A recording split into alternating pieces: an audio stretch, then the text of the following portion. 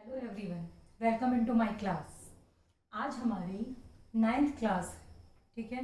और हम टॉपिक कर रहे हैं पिछले 3 क्लासेस से accounting terms.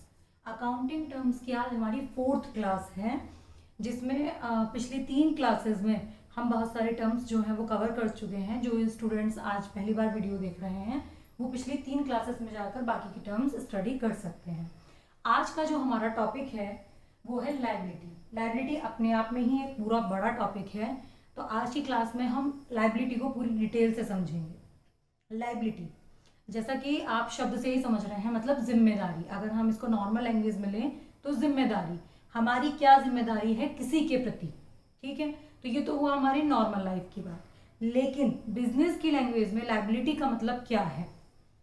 The amount which is payable as debt और अमाउंट और टू क्रेडिटर्स, मतलब कोई भी ऐसी अमाउंट जो कि आपको किसी को देनी है, जैसे कि आप पर कोई उधार है या जो कि आपको अपने लेनदारों को भुगतान करनी है, वो क्या कहलाएगा? आपका लायबिलिटी, यानी कि दायित्व। हिंदी में बोलते हैं बिजनेस के लैंग्वेज में दायित्व, और लायबिलिटी इंग्लिश का वर्ड है।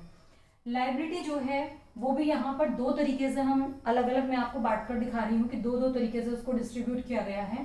पहला जो है लायबिलिटीज कि किस के प्रति हमारी जिम्मेदारी होती है, बिजनेस में हमें किसको पेमेंट करना होता है। इस बेस पर हमारी लायबिलिटी दो तरीके की होती है। First internal liability, second external liability.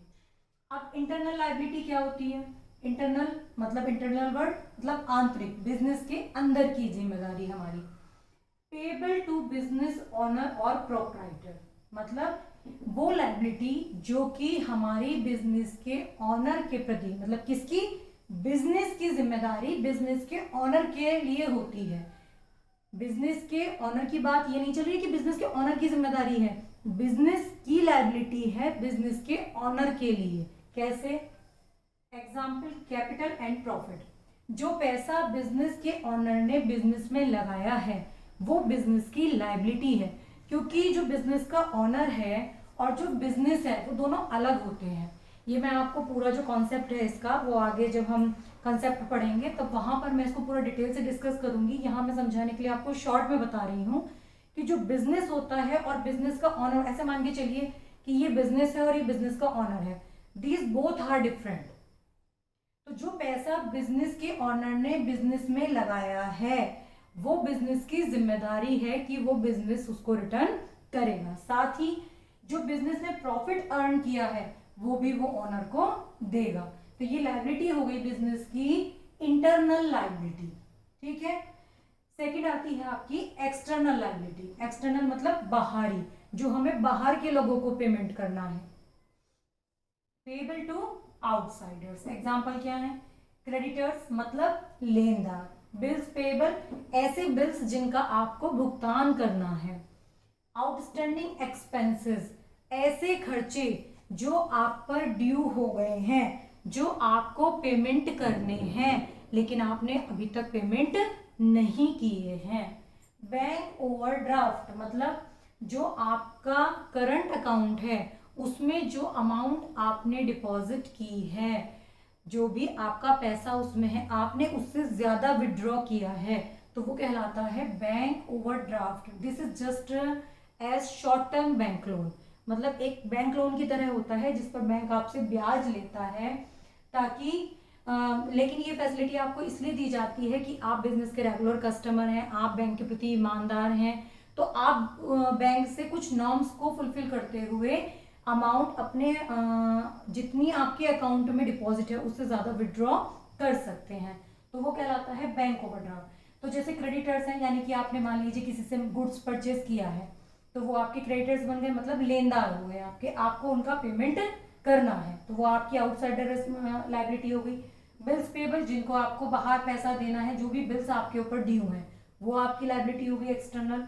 Outstanding expenses कि आप पर कोई खर्च ड्यू हो गया है, जैसे मान लीजिए कि बिजनेस का इलेक्ट्रिसिटी का बिल आपके ऊपर ड्यू हो गया लेकिन आपने पेमेंट अभी तक नहीं किया है, आपका बिल आ चुका है, ड्यू डेट निकल चुकी है, फिर भी आपने पेमेंट नहीं किया है, तो दैट इज आउटस्टैंडिंग एक्सपेंसेस, तो वो आपको पे करना है।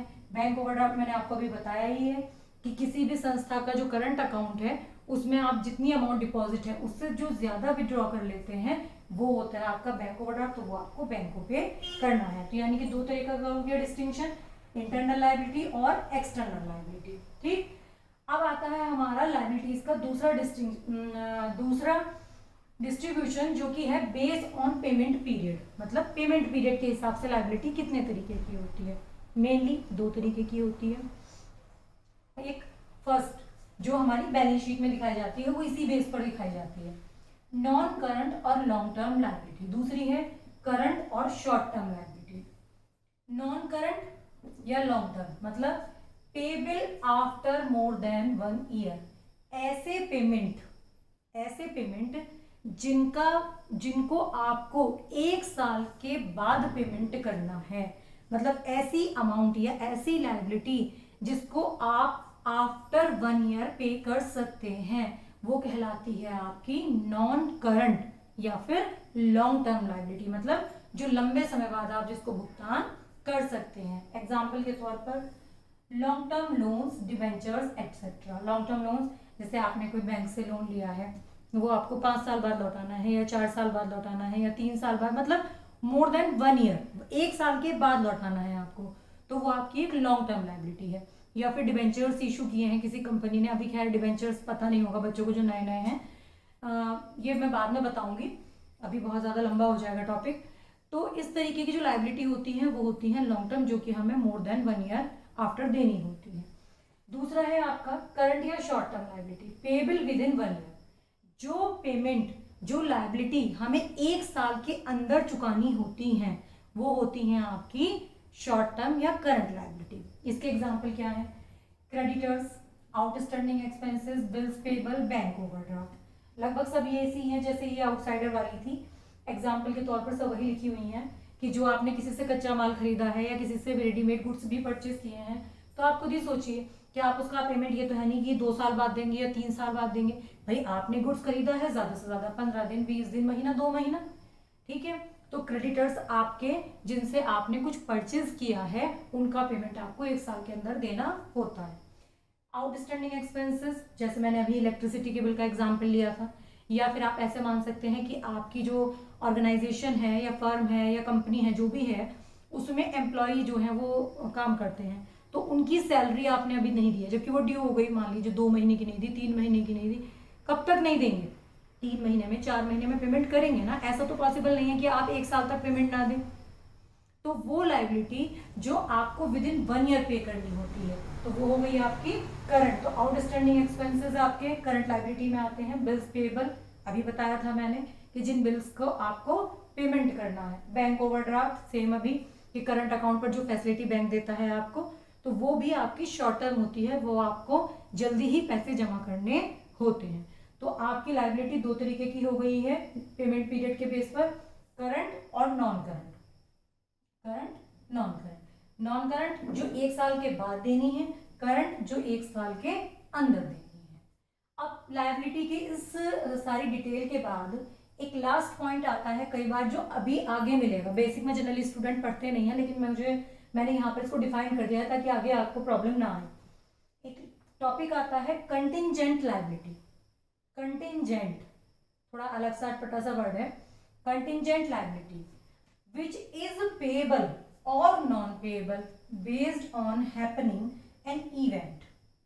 मतलब जिसको देना या ना देना किसी घटना के घटने पर निश्चित होता है, वो क्या कहलाता है, आपकी कंटिंजेंट लायबिलिटी। कंटिंजेंट का मतलब होता है अनिश्चित, मतलब जो देनी भी हो सकती है और नहीं भी देनी हो सकती है। एग्जाम्पल के तौर पर सूट अगेंस्ट फर्म, मान लीजिए आप कोई फर्म चला रहे हैं, कोई फर्म ऑपरेट कर रहे हैं, तो उसमें आपका किसी से कोई विवाद चल रहा है, कोई झगड़ा चल रहा है, कोई केस चल रहा है आप पर, आपने कोई मुकदमा डाल रखा है या सामने वाली पार्टी ने आप पर कोई मुकदमा डाल रखा है, तो अभी वो कोर्ट में विचाराधीन है, मतलब कोर्ट में केस रनिंग में है। तो अभी आपको नहीं पता कि लायबिलिटी आप पर बनेगी या सामने वाले पर बनेगी, तो ये कंटिंजेंट लायबिलिटी हो गई कि अगर हम केस जीत जाते हैं तो लायबिलिटी हमारी नहीं है, लेकिन अगर हम केस हार जाते हैं तो हमारी लायबिलिटी बनेगी। So that's why it is called contingent liability, मतलब अनिश्चित, पता नहीं है, हो भी सकती है, नहीं भी हो सकती है। तो ये लायबिलिटी का टॉपिक आई थिंक आप लोगों को क्लियर हो गया होगा, काफ़ी डिटेल से मैंने इसको समझा दिया है। अगर कोई भी आपको प्रॉब्लम है, कोई भी क्वेरी है आपकी, आप पूछ सकते हैं। नेक्स्ट टॉपिक हम नेक्स्ट क्लास में करेंगे। Thank you student.